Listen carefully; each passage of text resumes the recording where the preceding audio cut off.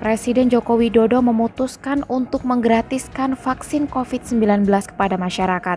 Hal itu disampaikan Presiden dalam keterangan pers via YouTube Sekretariat Presiden, Rabu 16 Desember 2020.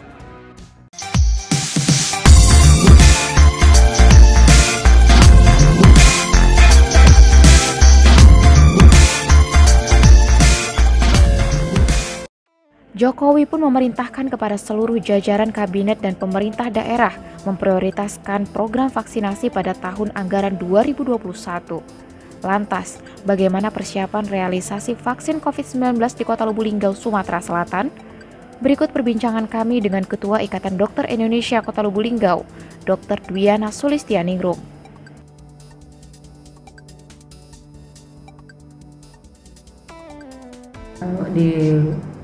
Untuk puskesmas ya.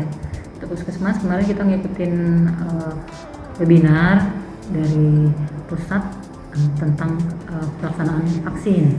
Jadi tentang vaksinnya tuh kayak gimana, terus nanti kayak mana cara pemberian itu sudah mulai ada, sudah beberapa kali dilaksanakan.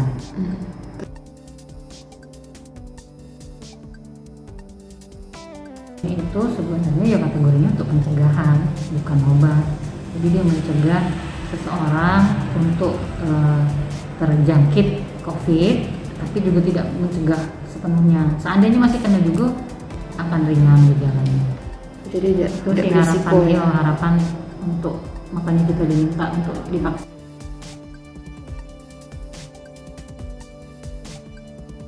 Vaksin itu bukan penyelesaian, jadi tetap harus 3M.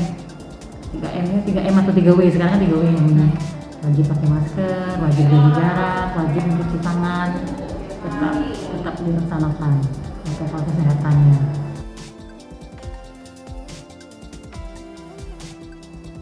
Sudah masuk kemarin ini beberapa hari yang lalu sudah masuk 1,2 juta, bakal masuk lagi berapa juta lagi kayak gitu, berapa dosis. Kalau Lubuk Linggau gimana? Belum sih, belum ada setahu ini ya, tapi boleh nanti tanya ke dinas lagi. Paling cepat kira-kira kapan? Paling cepat ini pun kita kan masih tahap sosialisasi. Kemarin sosialisasi, kemarin juga sempat sosialisasi vaksin juga sama ini Binmas Polres. Oh iya. Kemarin Jadi nanti di kecamatan. Jadi sosialisasi tentang vaksin itu juga. Jadi kita masih sebatas sosialisasi kalau sekarang yang untuk ke masyarakat bahwa akan ada vaksin COVID-19 gitu. Atas ya sampai 60 ya. Berarti anak-anak enggak ya, Dok? Anak-anak tidak termasuk dalam mereka yang akan jadi sasaran vaksin. Oh, jadi berarti baik umum maupun tenaga kesehatan punya hak yang sama untuk mendapatkan vaksin di awal. Oh, untuk pemerintah nih ya, untuk dari pemerintah nih ya, informasi yang sementara ini kami dapat. Jadi nanti akan ada 2 jalur vaksinasi. Jadi jalur pemerintah sama jalur mandiri.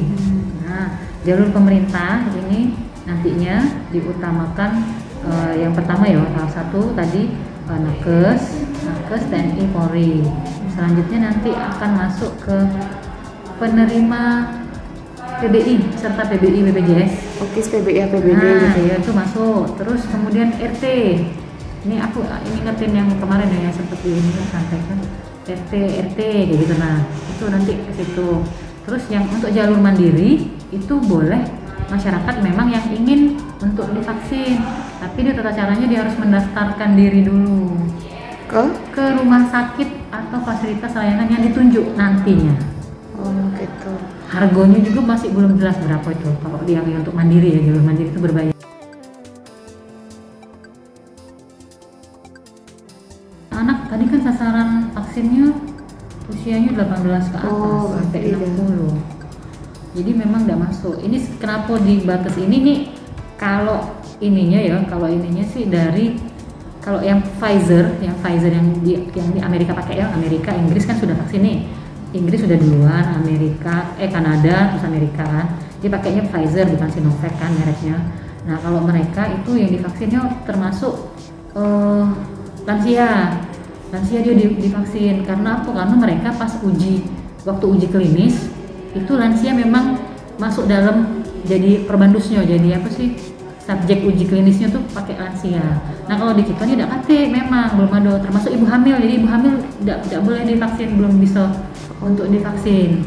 Oh gitu, jadi 18 sampai 60 tahun tadi itu sasarannya.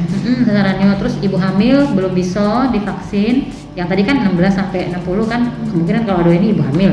Tapi kalau hamil keluar tidak bisa divaksin. Kemudian yang sudah ada antibodi yang pernah konfirmasi, nah itu juga tidak perlu divaksin. Oh jadi pernah COVID? Tidak perlu divaksin.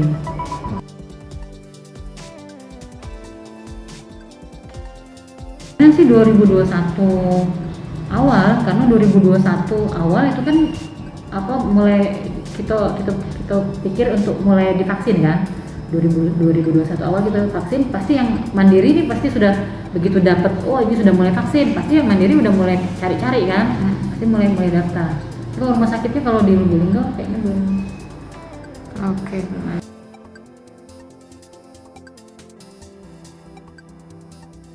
Nah kalau untuk yang memvaksin nih, kalau yang pemerintah, vaksin yang pemerintah itu kemarin kita masing-masing puskesmas itu sudah ditunjuk tim untuk vaksinasi. Jadi masing-masing puskesmas itu ada dokternya, ada paramedisnya, ada tenaga administrasi yang memang nantinya akan bertugas untuk memvaksin.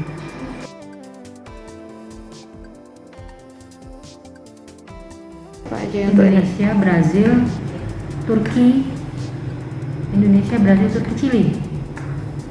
Ada 4 negara yang memang pakai Sinovac. Pertimbangannya apa dok? Apa ya pertimbangannya? Mungkin harga ya, harga dan pendistribusiannya dia agak lebih murah kan. Jadi vaksin itu tuh bukan kita beli barang kayak gitu, nah beli obat ya gitu, terus sudah boleh kita bawa ke ini. Jadi vaksin itu perlu perlakuan khusus kayak gitu, nah karena dia memang perlu suhu. Kalau macam yang Pfizer yang buatan Pfizer itu buatan Belgia ya. Pfizer yang dipakai Amerika, Inggris sama Kanada itu buatan Belgia. Jadi dia tuh suhunya harus minus 17. Nah, jadi harus masuk dalam kontainer khusus kayak gitu. Kontainer khusus, terus pas pemindahannya juga perlu khusus kayak gitu. Nah, jadi memang biaya pengiriman itu lebih mahal. Nah, ini tapi apa mau dimasuk ini bang? Kalau Cina tuh harganya yang jelas lebih murah.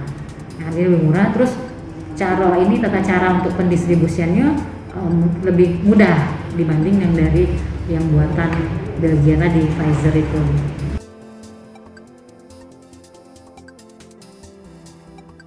Sinovac yang kita pakai kan mereknya Sinovac. Untuk yang Sinovac ini tidak ada efek samping. Adapun efek samping disebutkan efek samping ringan. Gitu, efek samping ringan. Jadi ya belum ada data efek samping yang kayak mana gitu. Efek samping ringan.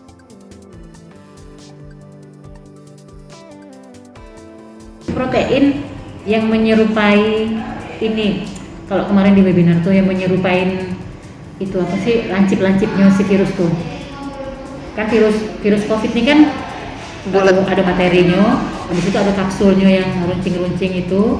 Nah dia menyerupai sifatnya menyerupai yang runcing-runcingnya virus itu. Nah itu jadi proteinnya itu dibuat, nah itu yang dijadikan vaksin. Jadi bukan dari virusnya dilemahkan terus itu, bukan yang kalau yang ini.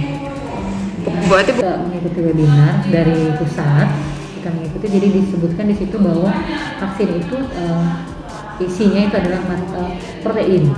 Dari protein, jadi bukan virus yang dilemahkan, yang perlu dikembangkan di media tertentu, media hidup, misalnya dalam binatang tikus atau babi atau apa. Jadi dia protein yang memang benar-benar dibuat kayak gitu, protein semacam protein yang dibuat.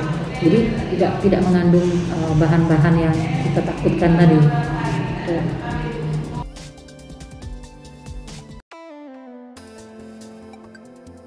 Disering dulu bahwa ada ini, ada ini. Untuk memasukkan dia, oh ini dia kriterianya lagi oke, boleh divaksin, yang ini oke, jangan divaksin begitu. Teknis vaksin itu nanti masing-masing orang yang akan divaksin itu akan mendapatkan 2 kali penyuntikan. Jadi jarak waktu, rentang waktu antara penyuntikan pertama dengan kedua itu 14 hari. Jadi misalnya tanggal 1 suntik vaksin pertama, kemudian nanti akan diulang 14 hari kemudian penyuntikan yang kedua.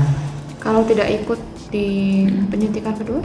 Ya percuma, karena vaksinnya ini untuk menimbulkan antibodi yang cukup untuk menjadi kekebalan yang cukup di badan, itu perlu booster itu yang penyuntikan tambahan. Jadi memang harus diulang. Jadi pertama suntik, habis itu 14 hari kemudian suntik lagi. Dengan harapan jumlah protein tadi yang dimasukkan itu tadi akan mencukupi untuk merangsang tubuh membentuk antibodi yang memang diperlukan untuk melindungi seseorang dari COVID. Tim Harian Pagi Linggau Post Channel mengabarkan.